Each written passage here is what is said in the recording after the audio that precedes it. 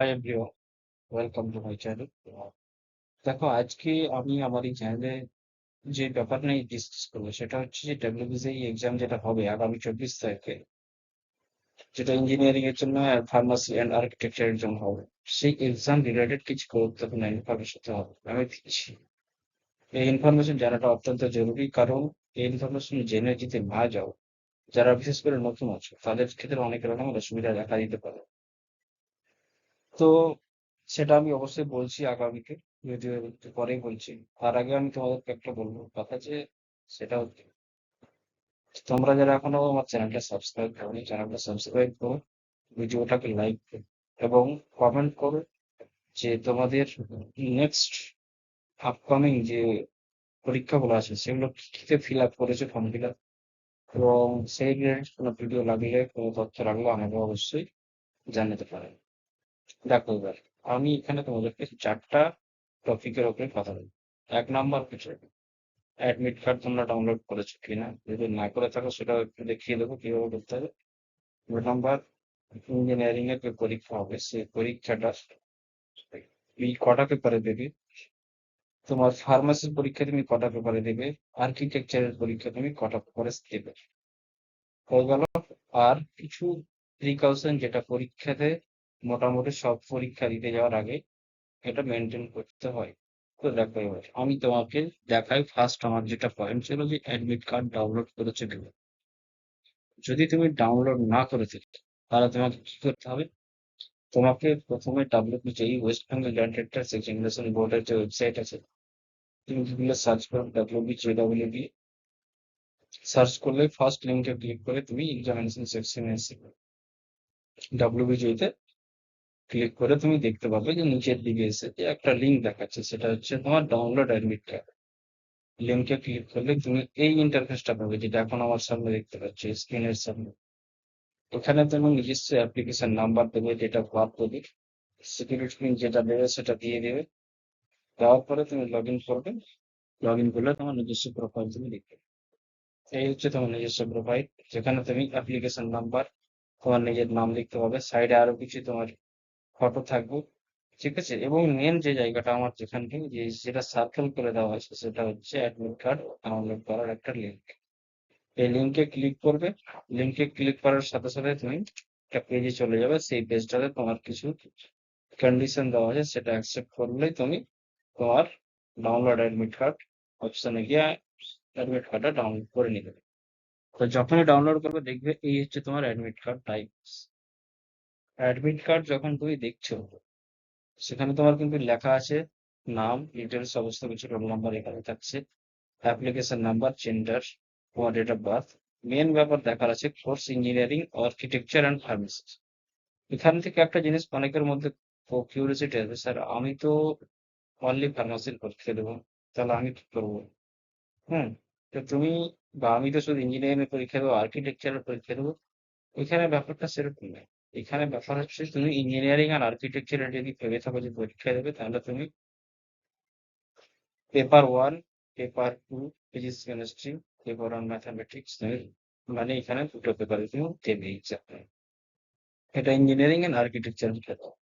আর যদি তুমি দেখো যে আমি অনলি ফার্মাসির জন্য পরীক্ষা দিচ্ছি, তাহলে পেপার 2 তে শুধু অ্যাটেন্ড করবে তুমি ফিজিক্স এন্ড কেমিস্ট্রি, যেটা 2টো থেকে 4টের সময় আছে।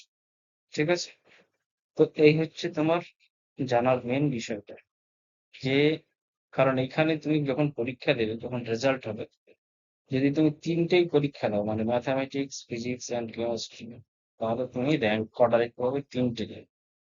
এক ইঞ্জিনিয়ারিং এ দেখতে পাবে, ফার্মাসিতে দেখতে পাবে, আর আর্কিটেকচারেও তুমি দেখতে পাবে। ঠিক আছে, আর যদি তুমি অনলি ফিজিক্স কেমিস্ট্রি দাও, তাহলে তুমি সেখানে তুমি ফার্মাসি র্যাঙ্কটা দেখতে পাবে।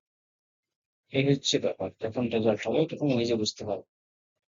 তো এখানে যেরকম তোমার ফটো দেওয়া আছে, ঠিক সেই রকমই ফটো তোমাকে নিয়ে যেতে হবে এক্সামের সময়।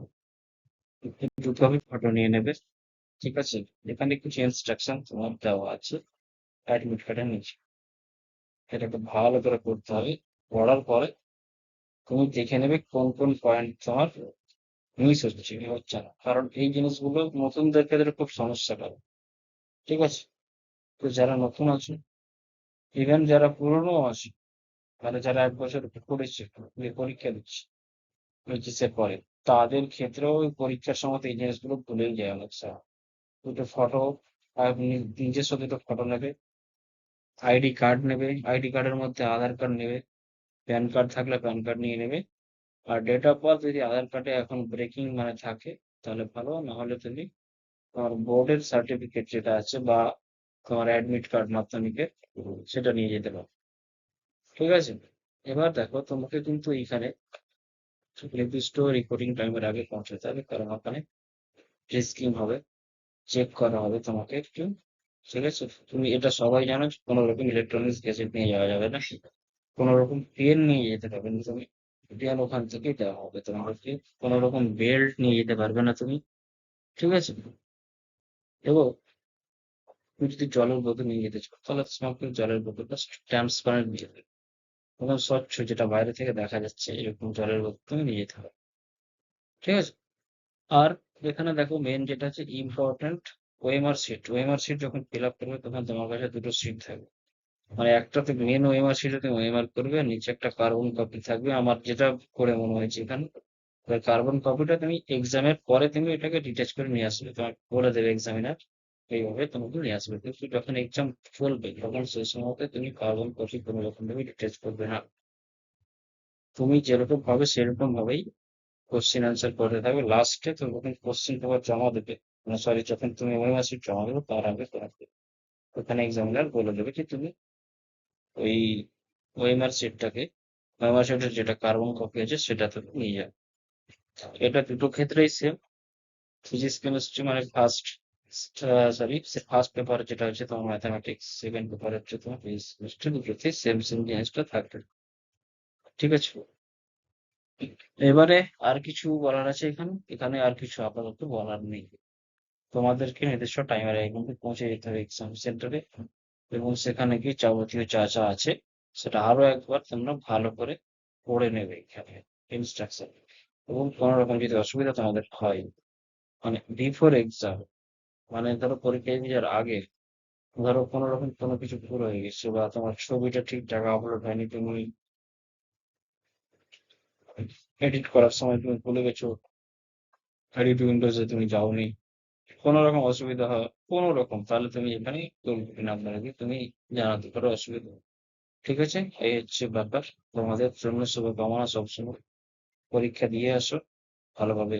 আর এই যে কদিন সময় আছে, যারা বিগত সময় পড়েছে তাদের জন্য এই 2 দিনটা কিন্তু খুব গুরুত্বপূর্ণ রিভিশনের জন্য। তো তোমরা ভালোভাবে পরিশ্রম করে পরীক্ষাটা দিয়ে একটা ভালো কলেজ চান্স পেয়ে যাবে। এটা হচ্ছে আমার শেষ কথা। ধন্যবাদ সকলকে। আর চ্যানেলটাকে সাবস্ক্রাইব করো, লাইক, কমেন্ট এন্ড শেয়ার অবশ্যই করে। ধন্যবাদ সকলকে। ভালো